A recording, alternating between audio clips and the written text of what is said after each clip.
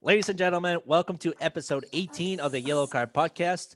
With me, as always, Andrew Fasciano. Andrew, how you doing today? Happy New Year, sir. Doing well. Happy New Year, guys. And with me, as always, Chris Jones. Happy New Year, Chris. How you I was doing, just sir? about to say, what am I fucking chopped liver? Jesus Christ. You just... I thought he was just going to introduce you, Andrew, and then I was just going to sit here and be like, all right, and then just go like this real quick. All right, let me know when you guys are ready for me. Well, I mean, we can, to start the year off, I mean, we need a good image. So if you want to keep just the name on the screen, that's fine with us as well. Yeah. Okay. Yeah. All right. Sounds good. Remember, people like my reactions better than yours, so we don't need to go. If you want to go into this direction, we can easily go into it, but I'm not going to. So carry on with your topic subject. Oh God, this kid, Andrew. We need to slap him around. I feel like a broomstick just across the face would be a good practice for baseball season to get going as well. But anyways, so we got lots to talk about. It is the new year, but there is a few things transitioning from 2020 over 2021. We got a race for first place in the English Premier League. That is the first time in probably 2 years now that the English Premier League has actually been this close in competition, and everybody still has a fair shot. We also got developing news over the weekend of Mauricio Pochettino finally off the unemployment list. Unfortunately, that causes Thomas Tuchel to be on the unemployment list. But we kind not for long. He'll find something. Exactly. We kind of know it's not for long. We kind of saw that one coming too. But we'll get into that. And then, of course, the January transfer window. How can we avoid that topic at all? So without further ado, we had some action this week on English Premier League. Everton looked pretty good, in my opinion. And Liverpool, not so much. Here we go.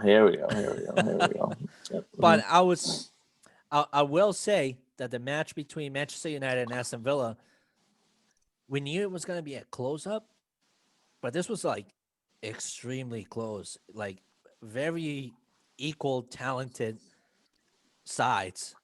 That it basically came down to the wire last minute, where a 2-1 victory by Manchester United kind of told the story of how close that match was. So, Andrew, give me your takes on the race for first place. What do you see coming up into 2021? And I mean, what do you see going well for Everton? Yeah, I mean, with regards to the race, I think obviously it's great for the league as a whole that it's so close right now and so many teams are still in contention. I think the longer it stays like this, the better, in my opinion. I want to see this race stay tight until the very end with as many teams within shouting distance as possible. I think for the time being, it's still Liverpool's to lose. I know they haven't looked great the past couple of weeks against Newcastle and West Brom, but I think they still have the most talented squad, and I think they should be title favorites until something changes drastically. Actually, a game that just finished up before we started recording, Leicester City and Newcastle, was one that I was watching earlier today. It was a great game, not just because all three of the goals that were scored, Leicester City won it 2-1. All three of the goals that were scored were fantastic, but I think it also just goes to show you how legit Leicester City is right now. I mean, the attacking quality that they have with that trio of Harvey Barnes, James Maddison, and Jamie Vardy. And then also they just have strength throughout the team. Like Yuri Tielemans is a player that I like a lot in midfield. He scored a great goal for them today. I think it's great not only for them as a team that they're playing so well, but it's good for the league for as many teams as possible to be playing like that. Absolutely. Absolutely. And I actually think this whole entire model that Brendan Rodgers has been building for Leicester City is starting to come like into very real fruition. And it's kind of scary actually seeing how good they look. Like, I mean, as you just said, how they position themselves with Barnes, Madison, Albrighton, and then Jamie Vardy up front. I mean, Yuri Tillmans as well is also a sneaky midfielder that at times he kind of positions himself in that forward position.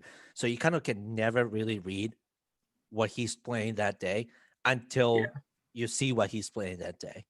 exactly. Yeah. I mean, he's not the quickest player, but he's just such an accomplished passer of the ball that he can kind of link up and join with that front three or front four, whatever you want to call it, so well. So I think that's a great point. So right now, just real quick, the standings so far look obviously tied for first place as Liverpool and Manchester United, even though Liverpool's first, Manchester United second because of goal differential. But then you got Leicester City trailing them behind by 1 point.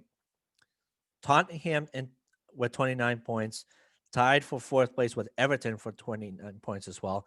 But there's a goal differential. Then you got a tie for sixth place between Chelsea, Aston Villa, Manchester City, Southampton, and West Ham, all at 26 points. So should any of those five teams virtually fail, that gives an opportunity for Arsenal as well to be back in the mix. And Arsenal is a team that we got to be talking about today because all of a sudden it took a bad interview for Mikel Arteta to all of a sudden come in looking like a mad magician, giving his statistics. And all of a sudden the team kind of fluctuated around not only the great talent that Saka is bringing into Arsenal, but all of a sudden, like the chemistry is starting to finally kind of sizzle in. I know my boy Chris was extremely happy about Arsenal and their transfers and whatnot. So, Chris, what do you see working well for Arsenal right now besides Saka? And obviously, I know how happy you are about Thomas Partey joining in, but what else do you see working for Arsenal? To be completely honest, they're finding their footing in a formation that actually works for them personally. Mm-hmm. They're getting Lacazette, who's been quiet as of late. Who's been quiet at the beginning of the season. He's been picking it up as of late, so he's been playing, well above and beyond his play. They still need Aubameyang. They got to figure out. He's a big guy that, for whatever reason, him or Lacazette might be moved in the transfer window. We have people that we're going to talk about in the transfer window. Those two might be one of the bigger names that we see get moved in the transfer window. And also, too, they're not forcing a 4-3-3 anymore. And that's what Mikel Arteta was doing at the beginning of the year when he was forcing the fact that Lacazette had to play or Aubameyang had to play up front along with Willian or Pepe. Those guys are coming off the bench now for them. But Saka's bringing a very good energy to the Gunners, and if they can keep the way that they're playing, their schedule, like I said last week, is very favorable. Their next two games this week, they got Crystal Palace and Newcastle, both games at home. No reason why you don't get 2 wins in that one. So for me personally, what can Arsenal do in order to solidify themselves as one of the better teams? Well, Mikel Arteta is already telling you they're loaning out whoever's underperforming. And what they're going to do is they're going to spend money. And if they're going to spend money and get another key piece, they're going to be fine. But at the same time, for me personally, if I'm Arsenal, you focus on the center back. Rob Holding, you can't run with David Luiz any longer. He's going to be on his way out. You have to get a reliable center back. And you're going to have to pay for one, whether it's David Alaba or Upamecano. You're going to have to pay for one of them. Mm-hmm. So it's all about which one you would prefer if you're Arsenal. Yep. No, and I agree with that. I think for Arteta, it finally came down to sitting down and making sense of his whole entire lineup, right? Because for the longest time, he was always riding with David Luiz and just big names on the lineup, but it was big names, little results. All of a sudden, you bring in a Pablo Mari into the lineup. You're starting to utilize better Kieran Tierney, who scored last night, actually. Yep. Pierre Aubameyang in the wing, as we had talked about in a few episodes, to kind of further assist, like I said, in the attacking set piece of their game. And then, of course, Saka all of a sudden now is starting to get into the mix and showing his talent. Not that he wasn't talented before, But this is exactly what we were expecting out of that transfer. It just couldn't come soon enough. Besides that, I do think, and I agree with Chris, they gotta unload some of these big names. I personally think their best unload to probably think of is a trade-off for a center back. So either get off of Maitland-Niles or maybe even David Luiz and trade in for a center back, because the center back is needed. I mean, you got Rob Holding, he's doing okay, but him and Pablo Mari don't have that chemistry just yet. And I mean, it's a problem we're seeing basically virtually on all the leagues across the world. But you need that support in the center back, and I agree with Chris on that. Besides that, we gotta worry a little bit about Wolves.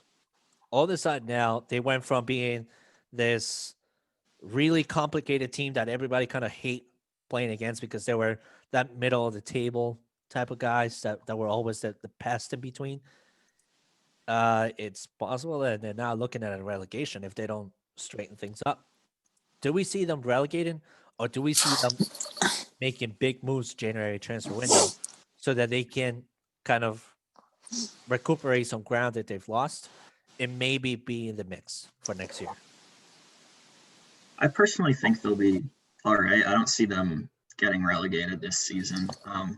It's kind of, I see a little bit of a comparison between them and Sheffield United to a less extent in terms of the drop-off. They're both teams that recently have been promoted, had a pretty great first season in the Premier League, and now are kind of treading water a little bit, just trying to stay afloat.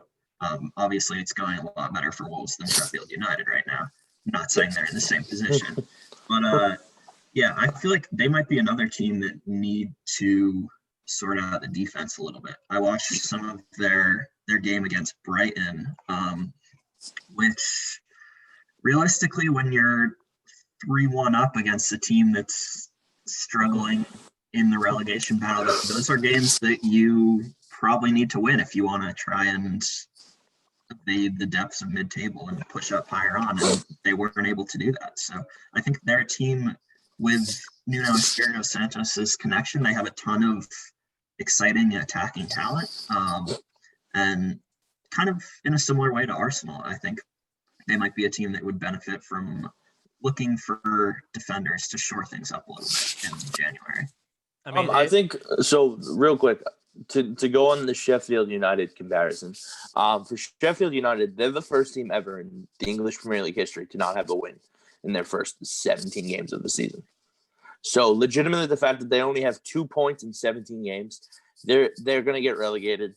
The Wolves have nothing really to worry about. They have an 11-point lead over Fulham, who is the last team that's currently in. They're in 18th, so they'll be the last team to get relegated. So I'm not worried about them getting relegated, but if they want to stay afloat in the English Premier League in the next couple of years, now's the time.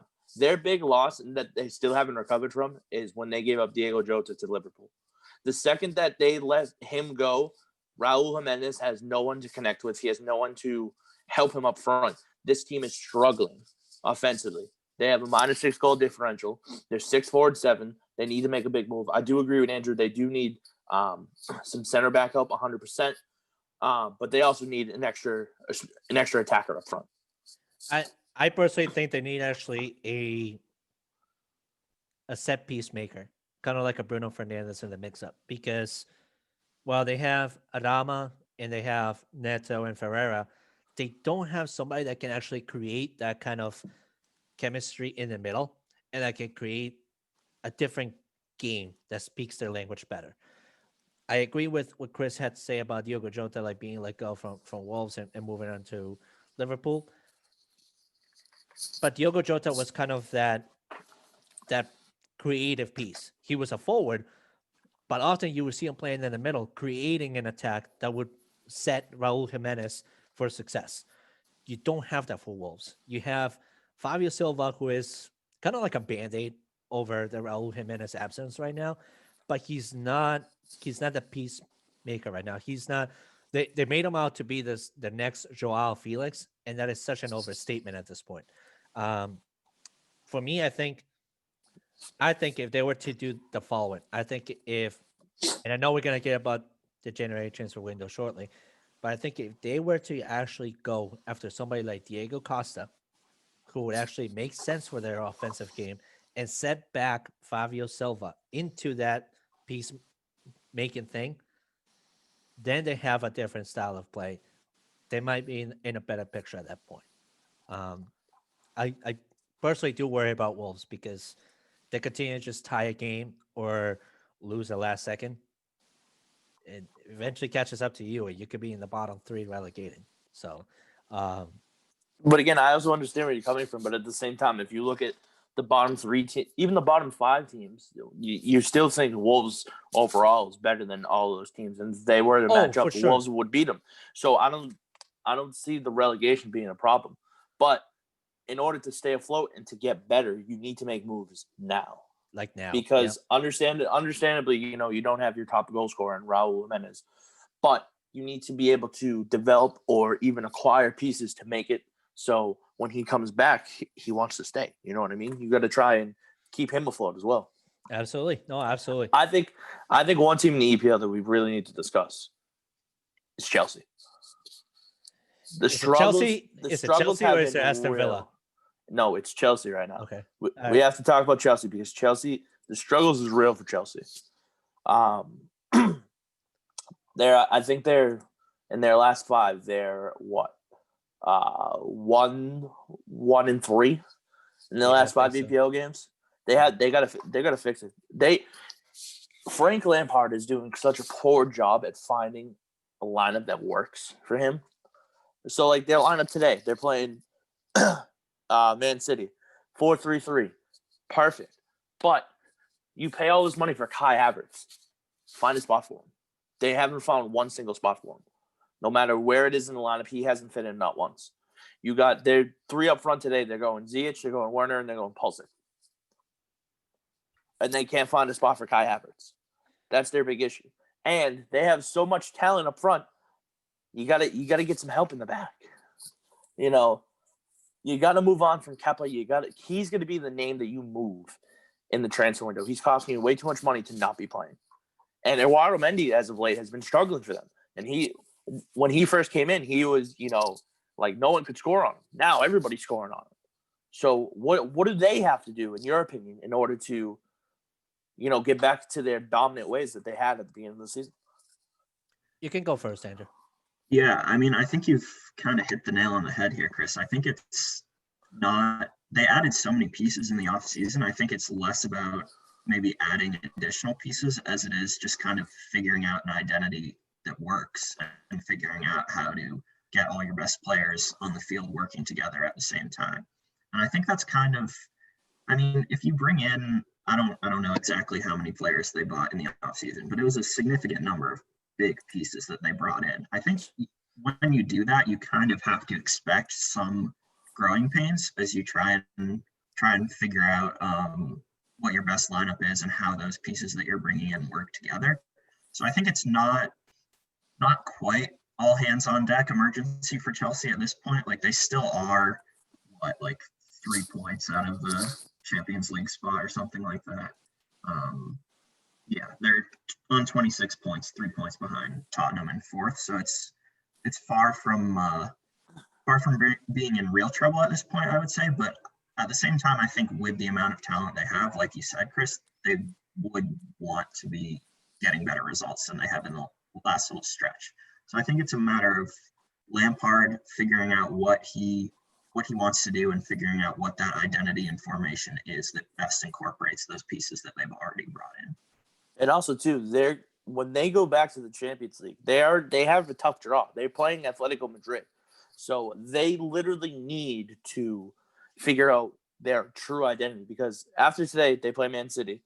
They play in the FA Cup wash. They play Fulham. They play Leicester. They play Wolves. They play Burnley, Tottenham, Sheffield, Chelsea, Newcastle, and Southampton.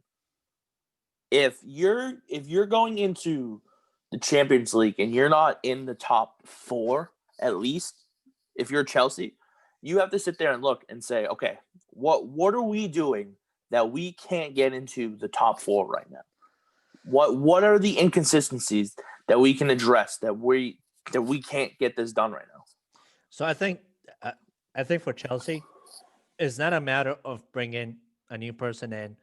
It's not a matter of you don't have enough talent. It's a matter of finding a game that truly speaks your language and separates you from the rest of the whole entire English Premier League.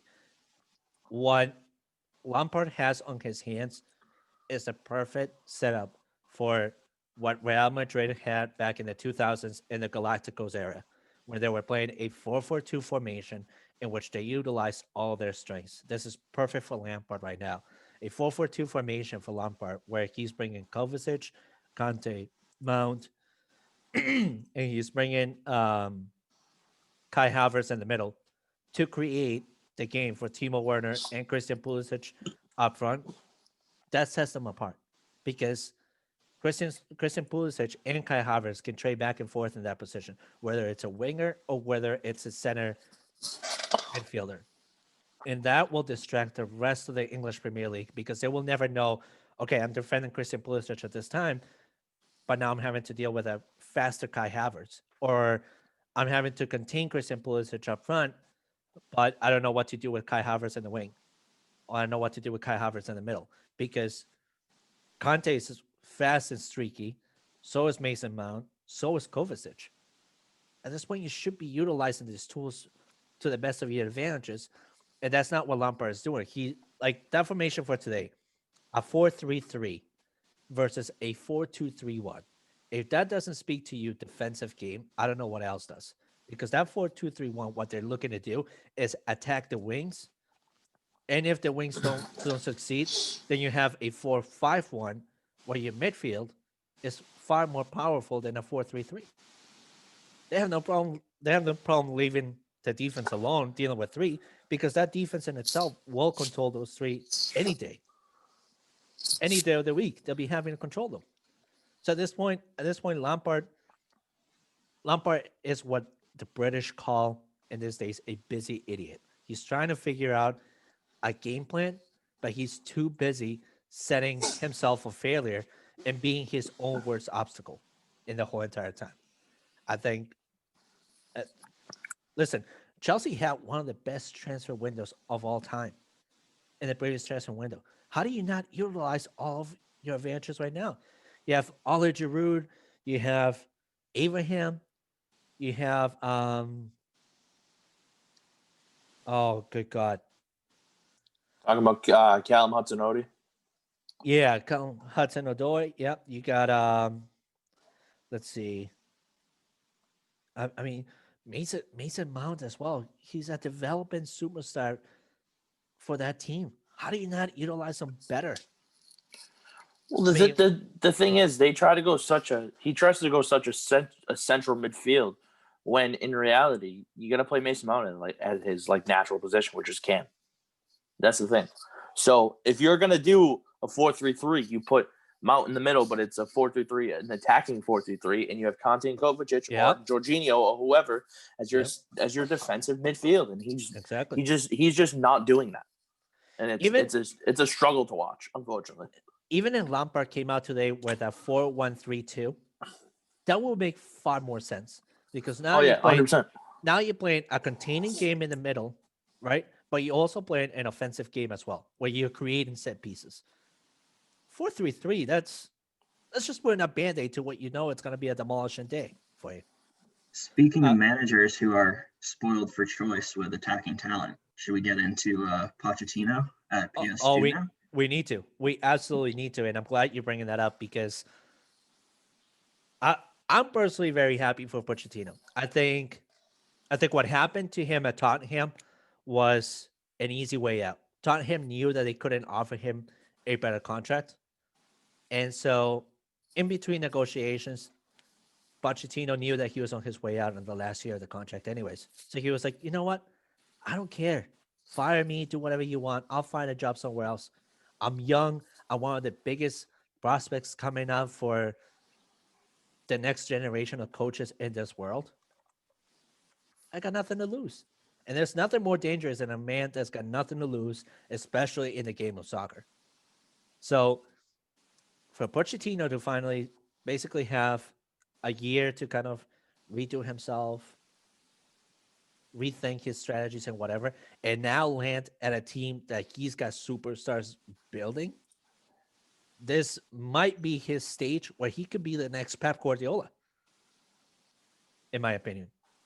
Yeah, I mean, I'm excited for this move, and I'll tell you why. I think if you exclude Pochettino's last year at Tottenham, I think it's fair to say that he overachieved at Tottenham. Oh, with his time. absolutely. Absolutely. Like big time, both in the Champions League when they reached the final and the season that Leicester won the league when they finished third. I don't think they really had much business finishing third with that squad. So I'm really excited to see what he'll be able to do with the set of players at PSG. Because I think one of the takeaways from his time at Tottenham is that he's the type of manager who can get his team playing together for themselves, for each other, and as a result, he gets the best out of them. I mean, you saw his reaction after Tottenham beat Ajax in the Champions League semifinal when he was just overcome with emotions. That strikes me as the type of manager who cares deeply about his players and is going to be committed to getting the best of them, which I think actually might work really, really well at PSG, considering you have players with big egos, huge talents, Mbappe, Neymar, world-class top 5 players in the world. I think PSG right now statistically have the best offense and the best defense in Ligue 1. So that tells me that that was a manager problem, why they're not in first place right now. I think Pochettino can come in, right the ship, and unite that squad like he did while he was at Tottenham. So I'm excited to see what he does there. Yeah, no, absolutely. I think for Tuchel, it just came to the point where he kind of lacked character to handle his locker room. And to add to Andrew's point, I mean, you got a bunch of high egotistic characters in there. You got Di Maria, who we know is an excellent winger, Marco Verratti, who we know is a great center midfielder, Mbappe, Neymar, Keylor Navas, Marquinhos. I mean, you got a star-studded lineup. And so for Tuchel to really not have that character of, I'm the manager here, I call the shots, yeah, you're eventually going to find yourself on your way out, because you need to have that power voice in that locker room to control the rest of your centerpieces in there. I think what I'm most excited about for Pochettino to join in is they will finally be able to do something for that center midfielder position. And I said this yesterday on my article that I posted. When Pochettino was in charge of Tottenham, people like Harry Kane, Dele Alli, and Eric Dyer were an afterthought, because they basically came off the Tottenham Academy, the Tottenham Youth Academy. Now Harry Kane is considered one of the best forwards in the world. Eric Dyer is considered one of the best defensive wingers in the world. And Dele Alli, he's just a rotten talent in Tottenham and a bench, much like Mesut Ozil. I think for me, I see Dele Alli go into PSG to replace an Ander Herrera, because Ander Herrera is just not a creative centerpiece that they need desperately. Somebody that can create attack. Ander Herrera is going to be out of PSG. Absolutely, 100%. absolutely. Ander Herrera will probably end up going to somewhere like Ajax, or maybe some middle of the table. Yeah, middle of the table, like German team, like Bayer Leverkusen or something like that. Well, actually, Leverkusen is a leader now, so I shouldn't say that. But you know who I think like randomly he would go to? I think he'd go to like Schalke. Schalke? Oh my god. Yeah. That's just like a random team like that. Like that's where brutal. He would go. That's where he would go. But no, I think for right, like Dele Alli would be that creative piece. That's what they need. For me personally, dude. Not for nothing, but were neither of you guys surprised at the fact that Tuchel got sacked? No, I was, because honestly, not for nothing. Don't you think he quote unquote overachieved with PSG? Wouldn't you say that? Because I think he did when they made the Champions Final last year. I think he overachieved with that team. I didn't think that team was as good as on paper it looked. You know what I mean? He did good, but when it came to closing up his statements, he didn't have enough coffee for closers. I'll say that. And I think he overachieved. So I was kind of when they said that they were sacking him, I was like, unless they have like some mega name that they're bringing in, there's no reason why they would. And they had the mega name that they were bringing in. So I don't think Tuchel's going long without a job. I see him either coming to the English Premier League for one of the middle table teams, making them better potentially, or I could see him going back to Germany and the Bundesliga. I see him actually landing in La Liga, and I know why. I was about to say, don't say Real Madrid, dude. Come on, man. Listen, somebody needs to rebuild Real Madrid. Right now, you've been saying Zidane's been gone for months now. Because Zidane is going to be gone. And I'll say this. Now with the rumors of Mo Salah wanting out of Liverpool, who's a better fit for him? Definitely not Barcelona because they got enough stars in there. Who do you build a team around? And who do you use somebody to rebuild a team around? That is Thomas Tuchel and Mo Salah at Real Madrid. That is your kind of joker card in the deck, because you need to rebuild Real Madrid. Right now, they're not set for success, and they don't have creative pieces anymore. They don't have anything. They're there just in bare bones because for some reason they find a way to kind of mash up and make something successful out of it. But it's not like really the talent is there. In my opinion, I don't think Real Madrid has a star-studded, talented lineup. No, I agree with you. Real Madrid could definitely be a player for some of these guys that we're going to talk about real quick on the transfer window. Yes. Move into the transfer window. See, really quick. Perfect segues. We're finding segues. We're good. We're good with it. So I have a list of names that I wanted to get like your opinion, you guys' opinion on where you thought that they would be a good fit in. Okay. But first, he said it in the group earlier. Andrew's got his Everton transfer notes ready. So let's let him cook real quick, and then we'll get into the game of where do you think he goes. Sure. Excellent. Sounds good. Yeah. So before I start, I just have to say I think the best resource out there right now, if you're interested in potential transfers for Everton, is the American Toffee podcast did a long episode where they talked about like 30 different players and how they might fit. So if you like what you hear, what I say, and you want more information, check that out. I recommend it. But I think I would honestly be a little surprised if we see a huge amount of business from Everton this window. Marcel Brands generally doesn't really like the January transfer window too much.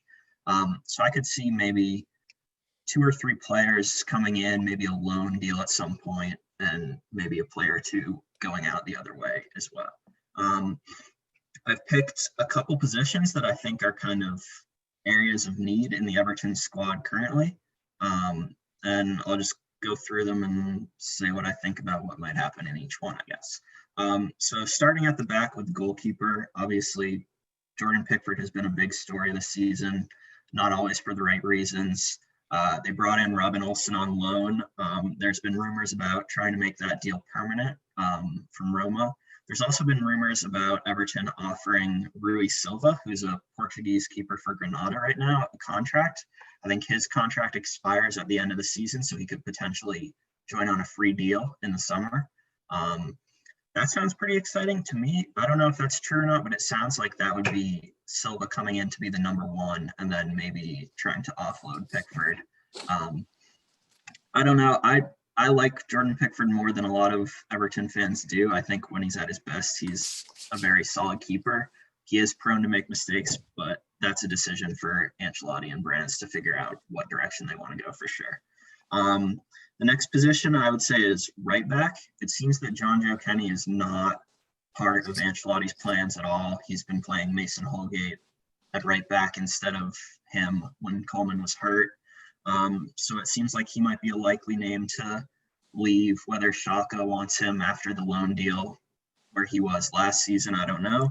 An interesting name that I like, Max Aarons from Norwich in the Championship. I know Man United has been linked to him too.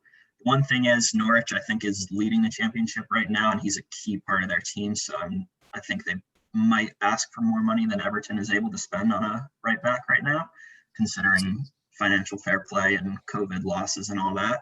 But if I could pick anyone right back, that's one that I would like. Up next, center midfield / defensive midfield.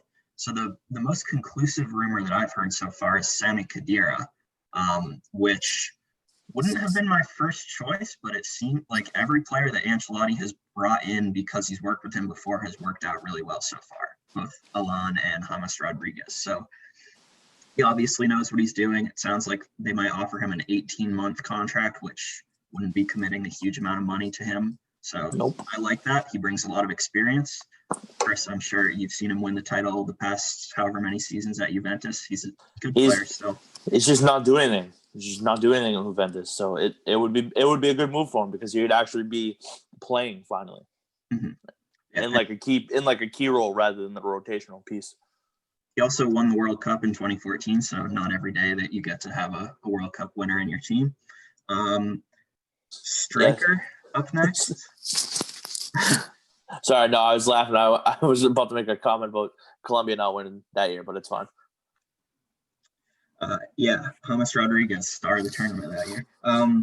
Striker, so it sounds like Cenk Tosun might move to West Brom. Of course, Sam Allardyce, when he was at Everton, bought him, so that's where the link comes from. I'd be okay with that. I think he's a better striker than he's shown at Everton, and he just needs an opportunity in a different system. So then you kind of have to decide what you want to do with Moise Kean, who's currently at PSG playing pretty well. It kind of seems like the verdict is if you're Everton, you want to sell him and try and get a profit because he didn't work out for them last season, but maybe Ancelotti wants to bring him back. I don't know. The name that I've seen thrown around, I can't say his first name, but Milik, who's playing for Napoli right now. He's a Polish striker. He hasn't really played at all this season. There was like some weird breach of his contract that Napoli was upset at. So his contract's expiring. He's leaving Napoli one way or the other, whether it's now or in the summer when he's a free agent. In June, another player that Ancelotti has worked with before, so there's a connection there. He seems like he has a lot of talent, could be a good competition for Dominic Calvert-Lewin. And then finally, the position that I think Everton need to improve the most would be a right winger or a direct wide attacking option. They don't have a ton of players who can just pick up the ball and run at the defense from wide areas. And it's shown in kind of a lack of service to Dominic Calvert-Lewin and just a general lack of creativity in recent games. So if I could pick one player who I really like, I would say Leon Bailey from Leverkusen, Jamaican international. He's only 23 years old. Just going off of shot creating actions and goal creating actions, he would immediately be Everton's second most productive player after James Rodriguez.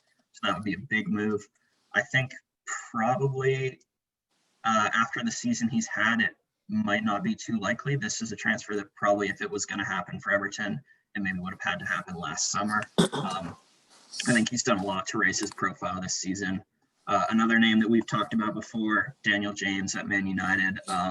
Now that United is bringing in the young winger from at Atlanta, that perhaps knocks Daniel James down another peg in the pecking order. So if he wants game time, it might make sense. I think he would be about Everton's sixth most productive player if you look at his stats from last season.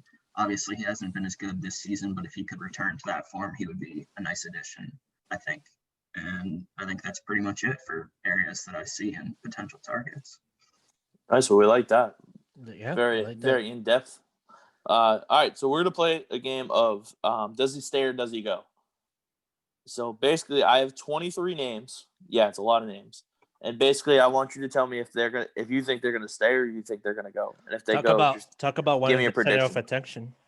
No, what do you mean? I'm opening the floor for all of you.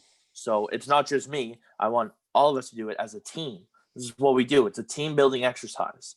We're just doing it on the podcast. All right. First, a little bit of doo-doo around, but all right.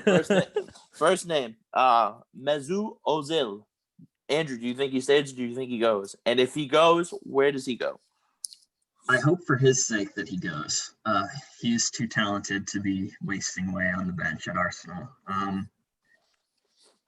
Diego, when you were talking about Dele Alli potentially going to PSG, my mind jumps to Mesut Ozil. That could be another potential creative fit in midfield. They obviously have the money to be able to afford him. So, yeah, maybe. Why not PSG? Diego, does he stay or does he go? He goes, and I know you guys are going to call me crazy for this one, but he goes to Borussia Dortmund. Ooh, I actually like that. No, see, I like that one. I like that because I think he's going as well, and I think he's also going to the Bundesliga, but I don't think he's going to Dortmund. I think he's going to go to Gladbach. I think he's going to go to Gladbach and be a legitimately impact player up front for them. Literally, it's what I think. It's what I think. Let me be. Next name. This name has been haunting Diego for months now. Jadon Sancho. Does he stay or does he go? No, he stays. Yeah, he stays. I think he stays. I don't think Dortmund likes selling players in January very much. Rumors are that he could potentially be on the move, but I do agree. I think for this transfer window, I think he does stay. I think if he does go, he goes to a team that is rebuilding, and it wouldn't be surprising, like a Real Madrid or Barcelona. That's where I can see him go. Other than that, I don't see him going anywhere else. Wow, I didn't even mean to do this on purpose, but another name that's been haunting Diego for months is Paul Pogba. Does he stay or does he go? I'll start with the Man United fan. Unfortunately, he goes. And it's unfortunate only because his second tour around Manchester United didn't work out as it was planned. And it was undermanaged. Fortunately, he does go back to Juventus where he can kind of hit the reset button and we can get somebody who wants to hit the reset button at a different pace. So it's a win-win for both teams, personally. Yeah, I think he goes, whether it will be in January or in the summer. Tifo Football had a great video talking about what teams he could potentially fit in, and they listed like Juventus, PSG, and Real Madrid as 3 potential fits based on how he plays. So I could see him really going to any of those. I think he's another player that kind of, like Diego said, it's unfortunate, but I think he just kind of needs to move on, both for the good of him and Man United at this point. Oh, but I agree with that 100%. Unfortunately, I don't see it happening in this transfer window for whatever reason. I do think that he's going to get stuck in Manchester until at least June. And by the time the summertime rolls around, the value for him is not going to be the same as it would be now. And Manchester United is really going to regret not getting that value. Liverpool midfielder, Jorginho Wijnaldum. Does he stay or does he go? I think he stays, is my gut reaction. I think with the number of injuries that they have, I would think that they would want to keep him around. He's a versatile player, can kind of play all over in midfield, so I think he still is useful to them. Diego? I think he goes. And I think he goes to another team where he can kind of set his name apart from everyone else, kind of like what Thiago Alcantara did with Bayern. I think this is the perfect trait for him, and he goes to a Bayern Munich. I would just make them so much deeper if they get him. I see him moving, but I see him going to Serie A. I see him going, in all honesty, I see him going to AC Milan. I see them needing midfield help, and they're in the top right now. They would love to stay up there. So getting a guy like him would definitely help. That's another deep attack between him and Zlatan Ibrahimovic. That's you think Zlatan, like, he's washed up, but like the dude's got more lives on him than a cat does. When he plays, dude, he's just unreal. Yeah. All right, next one. We talked about him earlier. Dele Alli. Does he stay or does he go? Diego and I personally both think he's going to PSG. Andrew, what are your thoughts on Dele Alli? Yeah, I would guess that he probably would like to move on. I don't think there's a clip from that Amazon documentary about Tottenham where Jose Mourinho just kind of brought him into the office and basically told him that he thought that he wasn't taking his football seriously enough. I don't think Mourinho thinks particularly highly of him. And I think that showed with how much he's played this season. He's a really talented player. I think his problem is more mental. I think I agree word by word with the verbatim that Mourinho chose on that documentary that you're talking about. Yeah. He's a talented player, but he's only talented when the attention serves him right. He's not talented when he's needed. And therefore he needs to kind of hit the reset button, go back to Pochettino and get back to his own ways of playing and find a consistent pace with him to have the career move forward for him. Yeah. And that's what Mourinho wants him to do, basically. Another name we talked about earlier, Olivier Giroud. Does he stay or does he go? I think he stays. I know we've just spent a while talking about Chelsea having so many attacking options that they can't fit them into their formation, but I think he's been quietly consistent in that team, despite all the kind of uncertainty and tinkering and moving around. I think he's done a nice job. I think if he goes to a different style of playing. So I see him landing in the Spanish La Liga or Serie A. I don't know what teams, to be exactly honest with you, but I don't think you think that would be the ideal spot for him. Is just a different league? Yeah. Just because he's played English Premier League for so long that he kind of needs a new identity. So, I mean, hey, yeah, I wouldn't mind if he went to Atletico Madrid personally. You know, I just got really dark. What happened? It did. Here we go. I wouldn't mind him going to Atletico Madrid, but I think he goes. Yeah. I think he goes somewhere like Espanyol or like Valencia, some little name like that, but that where he can create kind of a different name for himself. See, I like the different name for himself, but I like it in Ligue 1. I think for him, a team like Lille would be like a nice little spot where there's no pressure for you. And, with him being on the back burner of his career, he could literally step in for them and just even impact right off the bat. Even Monaco. Any one of those young League 1 teams, I would say. Yeah. Let's get into some big names. Let's talk Erling Haaland. The rumors are that the big name squads, such as Manchester United and company, are very much interested in him. Does he stay or does he go? I hope he stays, personally. I like watching him a lot at Dortmund, and I think he's kind of the most important part of that team, at least from an attacking standpoint.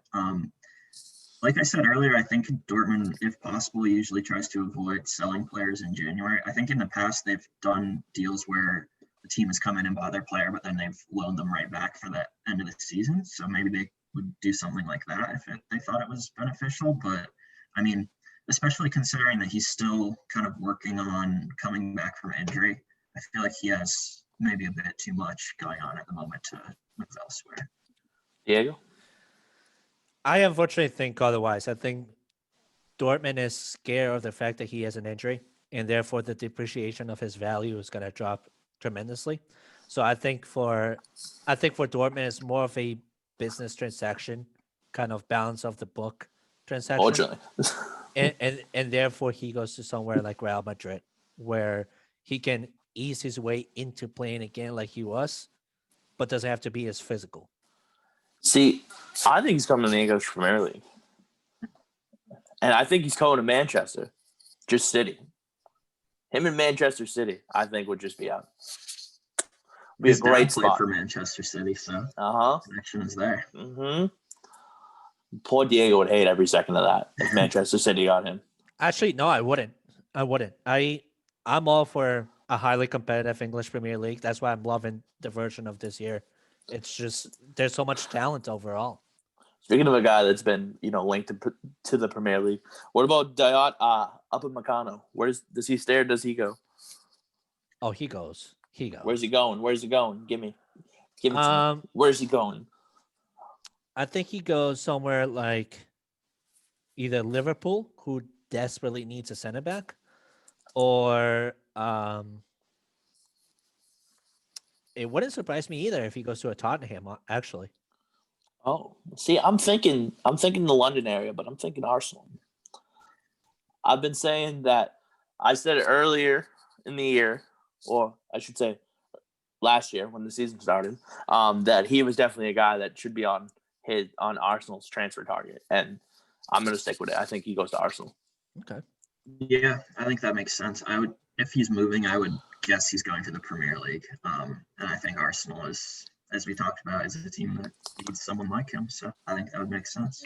Another guy as of late his name's been thrown around in free transfer rumors, which is unreal because this kid's talented. He's young.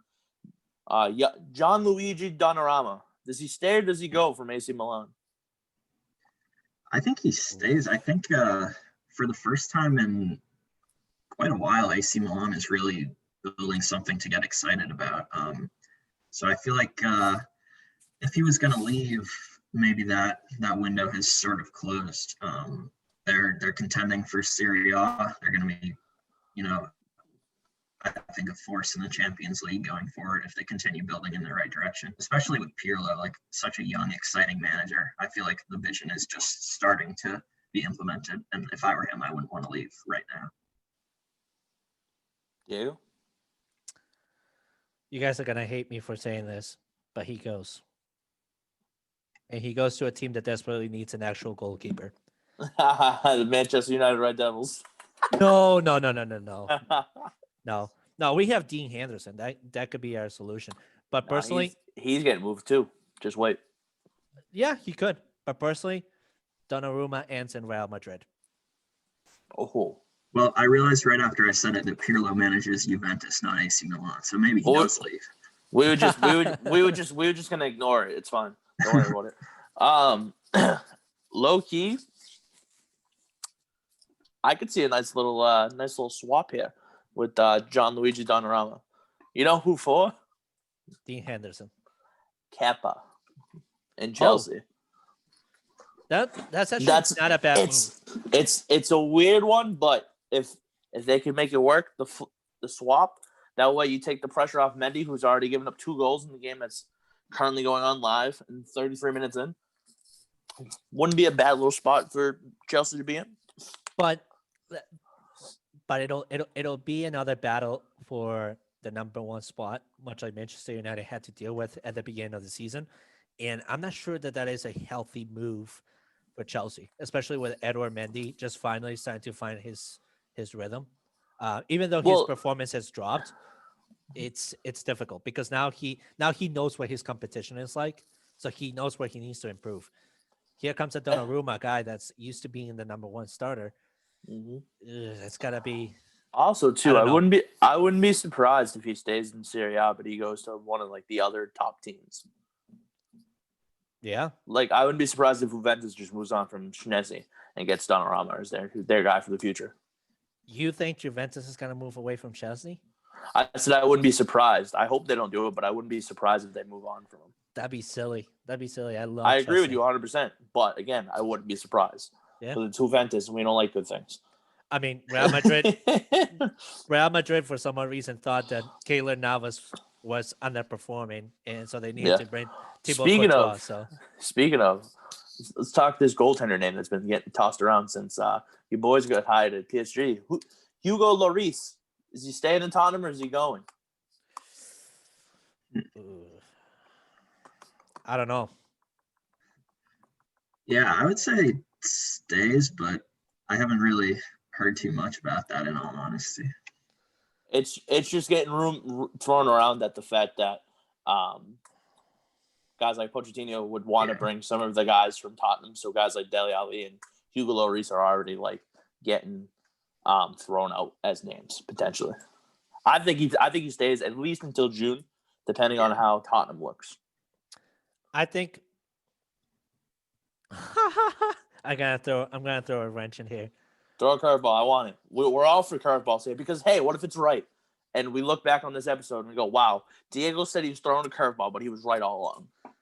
I'm gonna throw a curveball. It's gotta be a 3-way trade.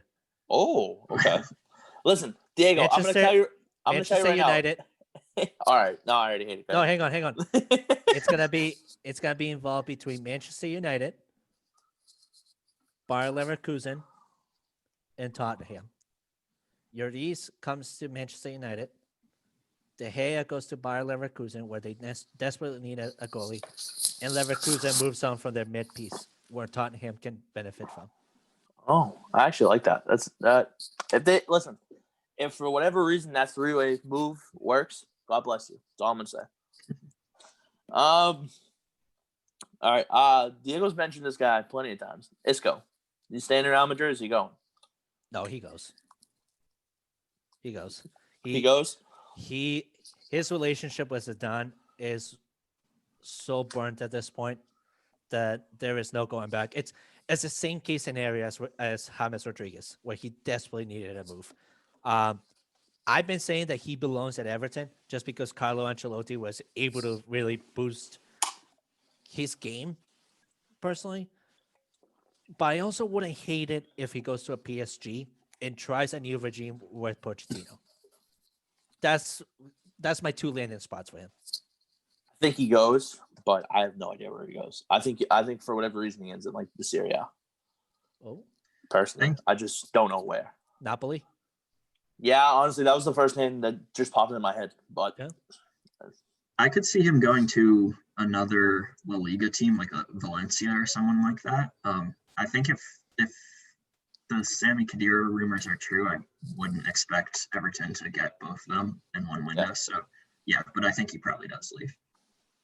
A name I've been tossing around, very young, talented midfielder, Declan Rice.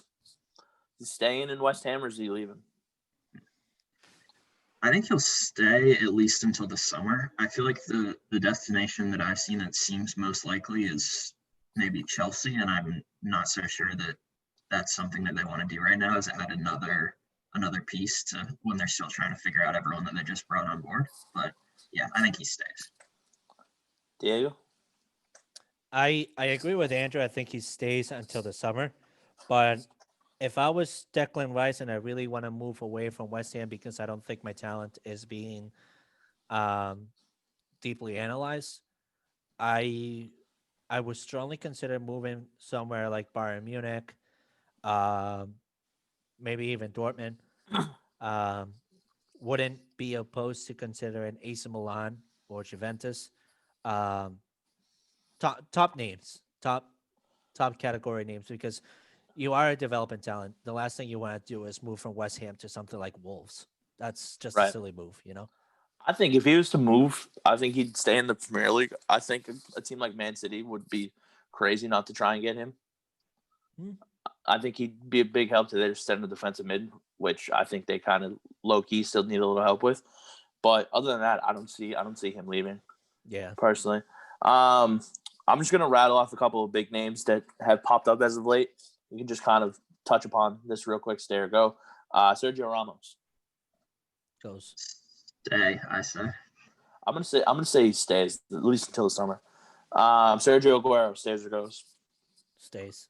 Stays until the summer. I say stays. Luka Modric.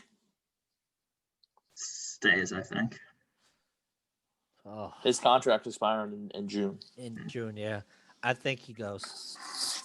I'm with Diego. I think he goes. I think he goes Serie A, honestly. I think he goes to Sevilla and joins Rakitic to develop that midfield game. That wouldn't be a bad move then. Paulo Dybala stays or goes? Goes. He's part of that swap deal with Paul Pogba. Yeah, for Diego's sake, I'll say he goes. I want that deal to happen. Listen, I'm torn because I love Paulo Dybala and I would love him to stay in Juventus, but I think his time's slowly coming to an end, so I'm going to say he goes, unfortunately. David Alaba. Oh, he goes. He goes. Real Madrid is after him so bad that Real Madrid is they're so not afraid to pull in the trigger with a big money contract that he goes. Yeah, it seems that he's also super interested in joining Real Madrid, so I think that's a likely one to happen. I think he goes, but I don't know if Real Madrid's going to be the spot. I don't know. Angel Di Maria stays or goes? He stays. Yeah, I think at least for the time being, with Pochettino just coming in, would guess that he would want to at least hang on to him to assess. Well, his contract expires in June as well, so that's an interesting name to watch out for. A fun fact about Di Maria and the Pochettino relationship. Di Maria was his coach when he was in the youth academy. He developed his game from there. So I wouldn't be surprised a restart of that relationship happening at PSG. Memphis Depay, stays or goes? He goes. I'm leaning towards stays. I feel like he had kind of a rough time when he was before he joined Lyon, and now he's kind of found some stability, but maybe he moves on. I think he's going. I think Barcelona's about to throw a huge bag at him to be their next guy. Speaking of Barcelona, the last name I have on this list, Lionel Messi. He goes. Stays or goes? He goes. Where's he going, Diego? Give me the take. Where's he going? Manchester City. I think he's going to stay until his contract expires. I think he wants to be a free agent and have that complete control over his destiny. I'm with Andrew on this one. I think that's where he plays out. I think he finishes out with them this season, but then in June, when the contract is up, he will make the move. I don't know where yet. PSG is definitely a likely spot, depending on if they keep Mbappe or Neymar, but I don't know. Okay. So yeah, that was does he stay or does he go? Episode 18, slowly wrapping up here, unless Diego has one more thing he wants to say. I got one more move, and we're going to wrap it up. Wilfried Zaha to PSG. Oh, yeah, that's happening, 100%. He's not staying at Crystal Palace anymore. No, his talent's being washed. Being washed. No. See, here's the thing, though. I was telling you that he was going to move beginning of the season, and Crystal Palace went on that little win streak. You're like, oh, I don't know. Maybe Crystal Palace can contribute something. No, they can't. Right. I'm going dark again. Oh, no. Also, real quick before we finish, USMNT watch. Zach Steffen is making his Premier League debut today. Man City currently up 3-0, so the potential is there for him to keep a clean sheet in his first ever Premier League game, which would be cool. Hell yeah. All right, well, that does it for episode 18. Again, continue to follow us on Twitter at Podcast Card. Continue to find us on Spotify, YouTube, and SoundCloud, the Yellow Card Podcast. Continue to follow our socials, and we'll be back here next Sunday with more content for you guys. Thanks again, and Happy New Year.